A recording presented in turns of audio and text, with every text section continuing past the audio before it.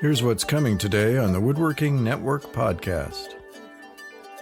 It's the way they're combining LED lighting technology with decorative wall panels and textures, and just the amazing things they were able to do. It's just very, very creative.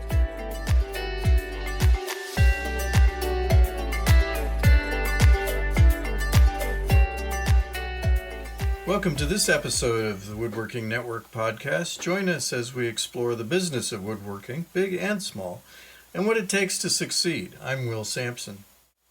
Today's episode is sponsored by FDMC Magazine. My guests are Michaelle Bradford, editor of Closets and Organized Storage Magazine, and Larry Adams, online editor for Woodworking Network. We will be talking about the recent Neocon show and what's new in contract furniture and organized storage.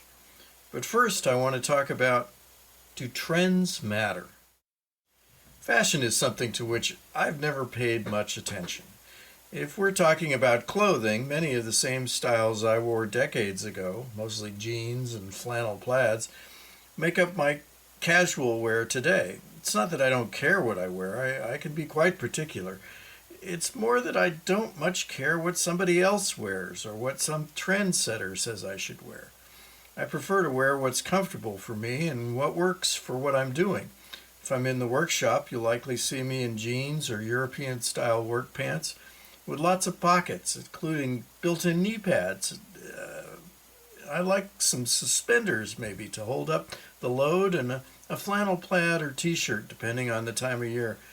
At work events such as conferences and trade shows, you'll see me sporting some Woodworking Network logo wear over khakis or black slacks. In my email box recently was a story about socks. Apparently the latest trend is to have ankle socks or higher, and really low socks signal that you are a fuddy-dud from a past, less stylish era. I laughed because it was another case of trends circling back to catch up with me. For decades, I've been on the hunt for higher socks that don't fall down, especially for wearing with boots. So I'm not exactly a follower of runway fashion trends, but sometimes trends do matter, especially when it's your business to make sales in a market that is to some extent driven by trends. Woodworking is not like clothing, but it does have trends. Some are long-running. Think white shaker kitchens. But others change more rapidly. In the last few years, there was a move away from natural wood looks to paint and gloss finishes. Now that pendulum has swung back to wood looks, although the material might be synthetic. If you want to survive as a viable business in woodworking, and especially if you want to grow your business, you can't ignore what your customers want. You can't keep selling the same finishes, styles, and hardware that filled homes a generation or two ago.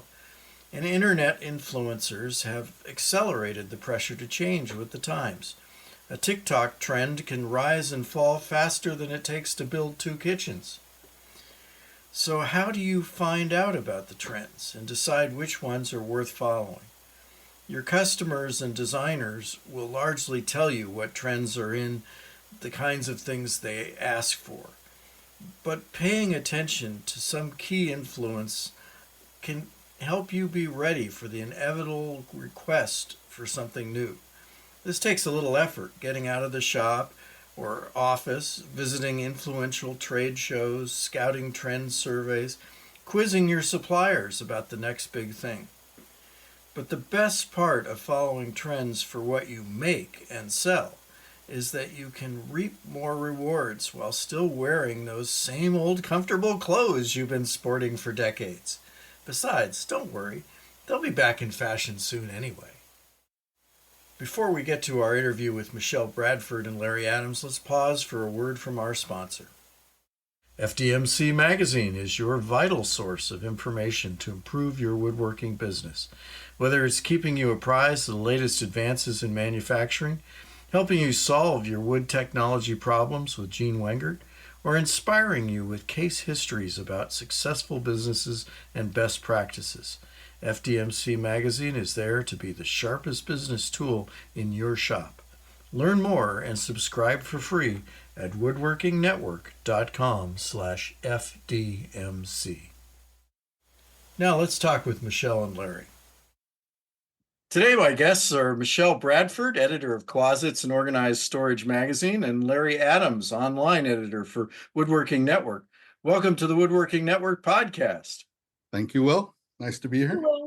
Good to have you guys. I know you both just came back from covering NeoCon in Chicago. Larry, I'm going to start with you. Can you tell us, first of all, what is NeoCon and why should it matter to the Woodworking Network audience? Well, I tell you, it's actually kind of an interesting question because for years I thought of it one way, but in the last couple of years it's changed. I always called it the contract show, the contract furniture show, the office furniture show, and it's really grown into or transformed into a show about the workplace in general, and it's really focused on the design elements of furniture and woodworking, and other types of textiles and a variety of other things. It drew 50,000 people this year, according to the show, which is up from 41,000 last year. And according to the show, it's almost at pre-pandemic levels. So that's a lot of people. That's great. Yeah, it was very busy.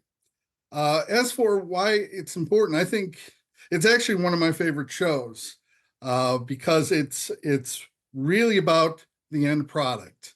And if you attend this in 1 million square foot exhibit space building, you'll see all the new design options that are out there, not just in the look, which are substantial, but also in some of the materials, how they're used, everything from textiles to using wood waste and lumber from fallen trees that ordinarily would go into landfills. So I think it's a very important show, and I would highly encourage woodworkers, whether they be a traditional woodworker or a furniture maker, cabinet maker, millwork guy, I would quite encourage them to attend this show.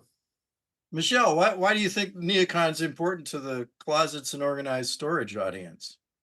Well, I think one reason is because if you look at the rise of like what they call resimercial, kind of the blending of some aspects between commercial and residential space, I think NeoCon gives you a chance to see what's trending on the commercial side.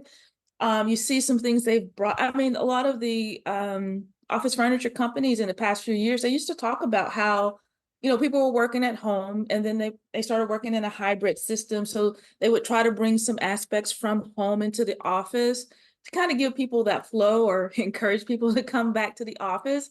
And I think, again, with a lot of people working at home, you're seeing some of those trends, translate over. So I think going to NeoCon for me, I've always enjoyed going to NeoCon. I used to report on, the other side of things, but now that I'm focused on closets, I still enjoy because I think, again, there are things that translate over, even in terms of color trends. It's usually pretty much those things kind of just translate over to the residential side as well.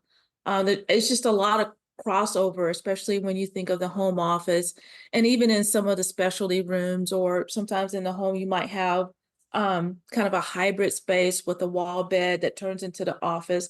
So looking at what some of the office furniture people are doing, and then obviously the products. I spent a lot of time on the 7th floor, which was where a lot of the products were, and just seeing what's out there. As Larry mentioned, a lot of the textile products, just a lot of panels and hardware. It's really interesting to see what people are doing, and again, how that can be used or interpreted in the residential space.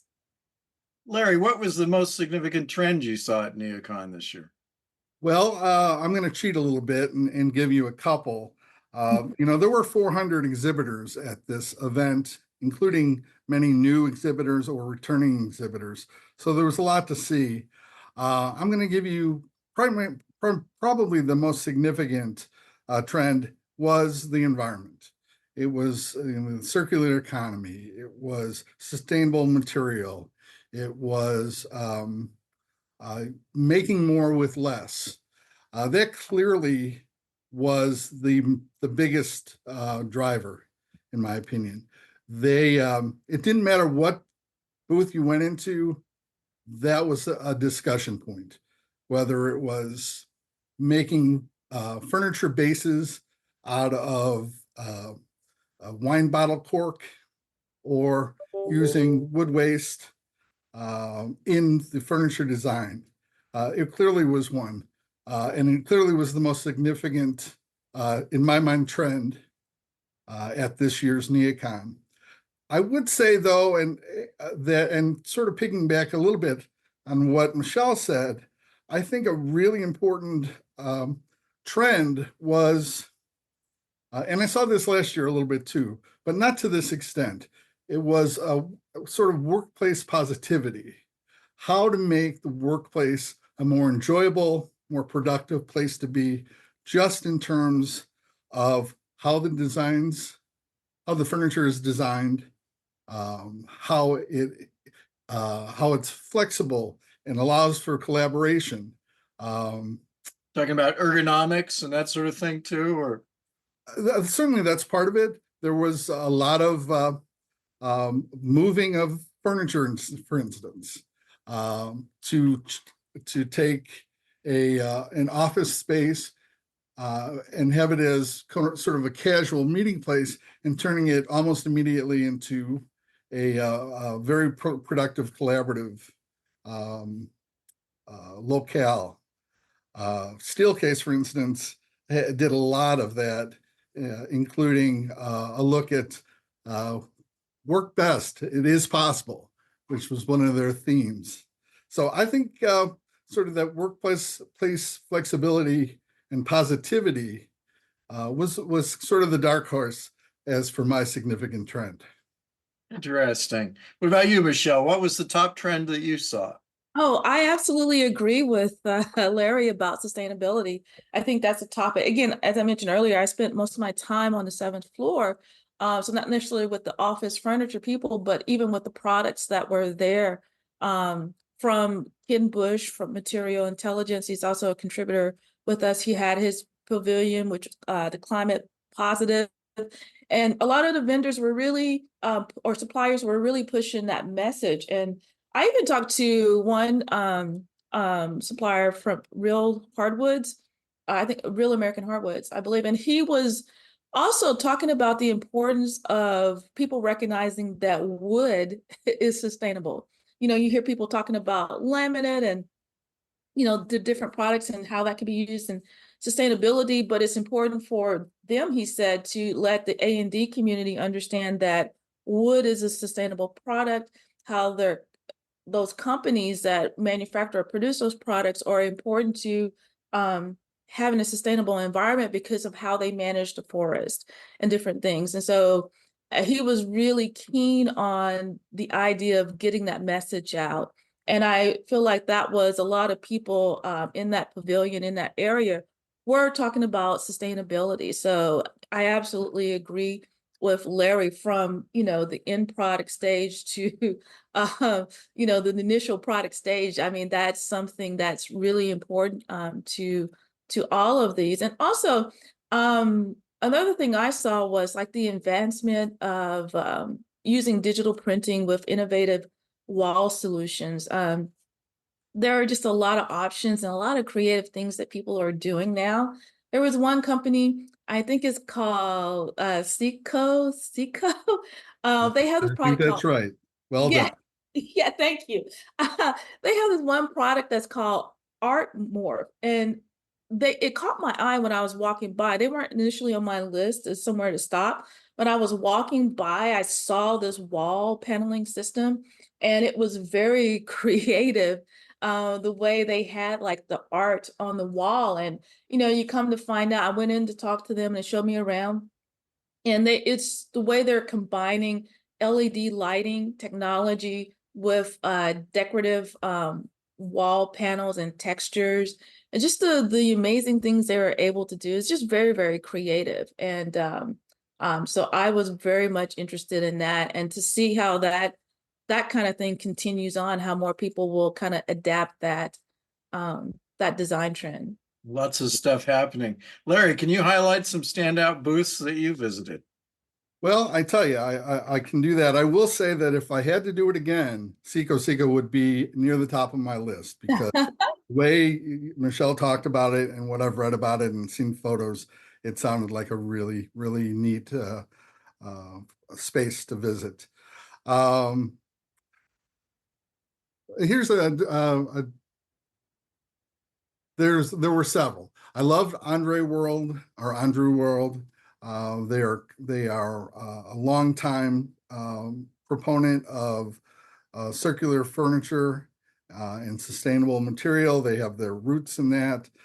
They had a dozen or more vignettes showing their furniture in different styles and using different materials. I loved TUI Furniture. It was much more of a traditional showroom. Very simple. Here's my product. Here's my next product, so on and so forth.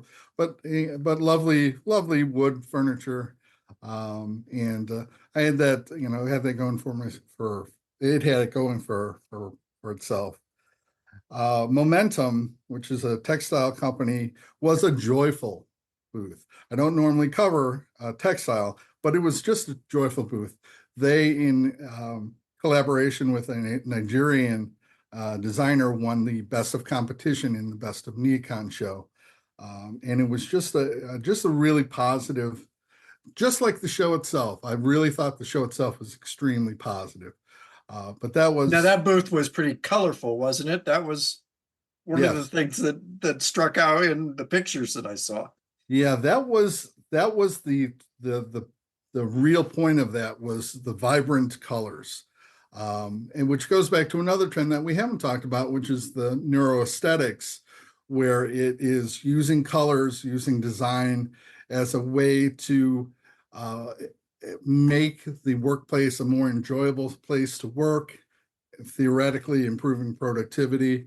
And that lent itself to colors throughout the show, just beautiful colors, interesting designs with lots of curves and just wonderful things to see. And it, I hate to bring up the workstation word, but it's such a far cry from those old days when we had the little cubicles that we all worked in, and it was The neutral toned cloth covered cubicle. exactly.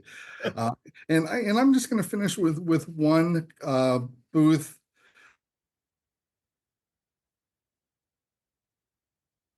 Oh, I think Because of the size of it, you had to start at the top and walk your way down. They've worked out the elevator issues. It's much easier now. But I will say that I was extremely tired at one point, and I went into Nevins, which is an office furniture company, and they just had a wonderful. And they're back after many years of not being at the show. They're back with the showroom, and it was just a beautiful place to sit and rest and be around exotic flowers and just beautifully designed. So just a few of the fantastic showrooms that were at the show. that's great. Michelle, what were the leading storage trends that you saw at this show? I think, as with residential, shelving products, and one that stood out to me was it's a modular, a kind of wall-mounted pole system. It's from a company called Rats. One of the things that stood out, it has a very contemporary look. As I mentioned, it's wall mounted, but it's very flexible. There are like no pre-made slots or like increments. So it's like you can't see it's like the pins inside, the connecting pins are all hidden. And it's very adjustable, and you can have slanted shelving, or it could hold magazines, books. So that means you could use it in an office space. It could be used in a home office space, or even a closet. Because I was looking at some of those shelves, I was like, oh, that might like hold shoes. in a closet. So yeah, and it just kind of has this modern contemporary look to it, very sleek. So that's something that I saw, and I think especially at that kind of show, the shelving products probably offer more, conversation about storage there. I mean, there are other solutions, but that was one of the things that kind of stood out to me, especially that product itself. That's neat. Larry, was there anything that you saw at NeoCon that was clearly trending but was a surprise to you? That's a good question. I went in expecting to see there a lot about the environment, and just from doing reading, I expected to see a lot of flexibility in the workplace design. Um, I guess the something that I knew very little about was the neuroaesthetics, and for me to see that sort of blossom at the show, no pun intended, was kind of a surprise. I wasn't really aware of it. I hadn't thought about it, but it certainly makes a lot of sense, and I think it's something that woodworkers and the furniture trade should keep an eye out going forward. Can you define that term a little bit for us, the neuroaesthetics? Well, it's defined simply as the use of color and design to improve productivity. Um, and I do have the show's definition of it, but that's essentially what they're referring to. I know that in years past they've done studies with, say, prisoners, and they found that certain colors have made them more compliant. I don't want to say compliant because we're talking about workers and prisoners, but it's using the materials and the colors and the techniques to improve the workers' workspace, make it a more enjoyable environment, and theoretically make them more productive and more able to look at things in a different way and bring more imagination into it. Years ago, there was a famous business case that was General Electric did an experiment in their factory, and they increased the lighting, and that increased productivity. They also decreased the lighting, and that increased productivity. The bottom line was basically, if you do anything that says you're paying attention, then that has a positive impact on what the workers do. So it sounds like any of these things will have a benefit. I think surrounding us with colorful and exciting interiors is definitely more positive than turning out the lights. And And if I could, I wanted to point out too, I think you're right about that. I mean, I didn't see those things at the show because I was looking at a different area, but when I was in Interzoom in Germany, last year, there I went to a special session and they were talking about something similar to that, how to use color um in those ways to impact that.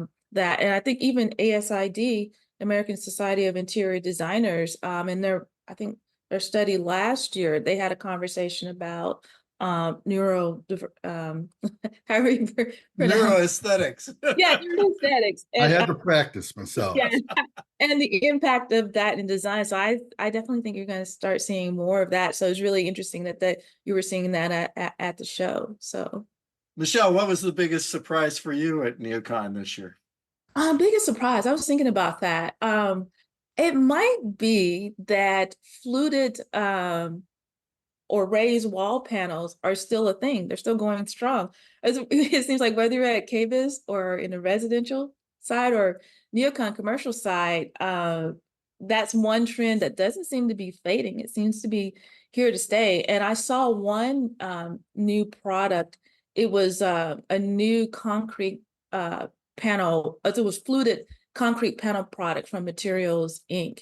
And I thought that was very interesting. It's just that it's still here. I mean, you see some trends kind of come in strong and they kind of taper out, like shiplap and stuff like that. But I think those fluted wall panels, they seem to be here to stay. Maybe because people like that bit of kind of um like gives you texture, and some of them are curved. And so I think it adds more dimension to its space. So I think that's something that's still going strong.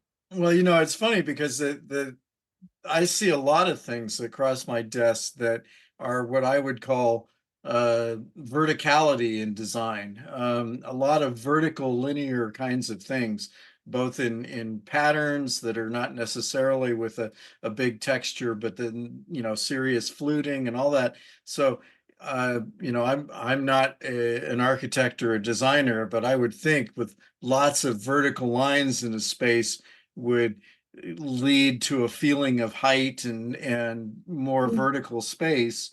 And maybe that's what folks are trying to get, but it seems that there's folks in the surfaces industry as well as architectural millwork who are trying to use some kind of vertical texture or the appearance of vertical texture in their work.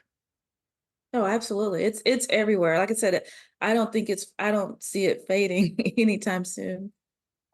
Now, Larry, you mentioned the numbers at the show, that it sounds like the numbers are on the rise. And one of the things too that Michelle mentioned a couple of times is seeing something on the seventh floor. I think people that have never been to this show, perhaps it would help to explain that, the Mart building isn't like a big sprawling convention center, right? It's a skyscraper kind of a type building.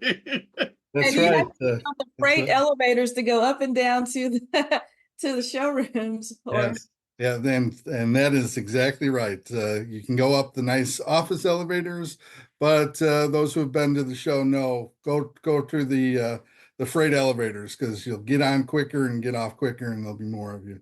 Yes, it is a very large building. It used to be a Kennedy family-owned building. It's extremely large. There's 1 million square feet of exhibit space, starting on the first floor, uh, jumping up to the third.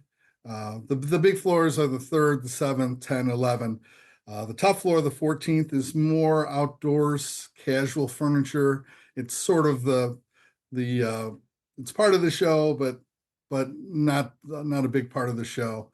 The third floor has a lot of the big exhibitors, as does the 10th and 11th. Um, the seventh floor is a lot of suppliers. There were a lot of hardware guys, there were a lot of wood guys, a lot of textile folks. Um, so it's and it wasn't a joke when I said earlier that the when you went there, your plan, unlike other shows where you plan by hall, here you plan by floor. You would take the elevator up as high as you can go and work your way down because you don't want to walk up.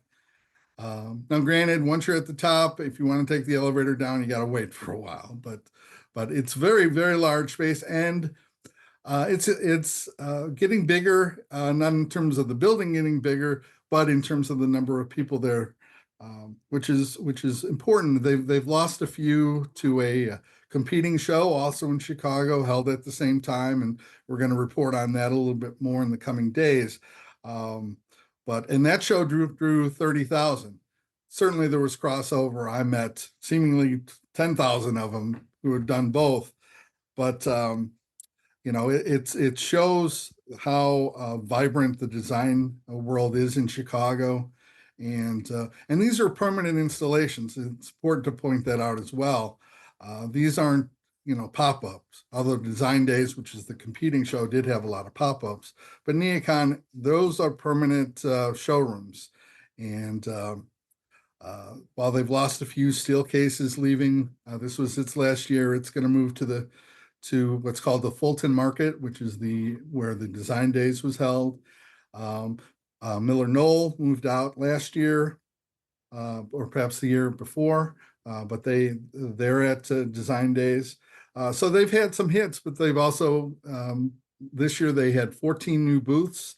I mentioned one, Nevins, which had been out for a long time. Indiana Furniture just signed a large long-term lease with them and built up their showroom. That was also could have been on my favorite showrooms list.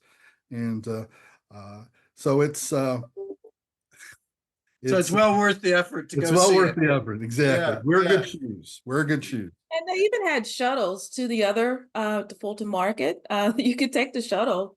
Or I mean, That's great. it wasn't sanctioned by Yeah. but it was within walking. I mean, I didn't do it, but it was within walking distance. You could take a shuttle, and go over and come back. So I do think they're probably trying to make it accessible for designers, architects, people who are in town to be able to visit both. Make it a really huge design event. Yeah. That's great. Well, I thank you both for your insight. This has been really good, and I hope it whets the appetite of folks that didn't get to the show this year, and maybe they put it on their calendar for next time. Thank you much to you both. Thank you, and see you in Chicago. Absolutely. That's it for today. If you're looking for more of our podcasts, you can find all of them at woodworkingnetwork.com/podcasts and in popular podcast channels. Be sure to subscribe so you don't miss a single episode. Thanks again to today's sponsor, FDMC Magazine. If you have a comment or topic you'd like us to explore, contact me at will.sampson@woodworkingnetwork.com. Thanks for listening.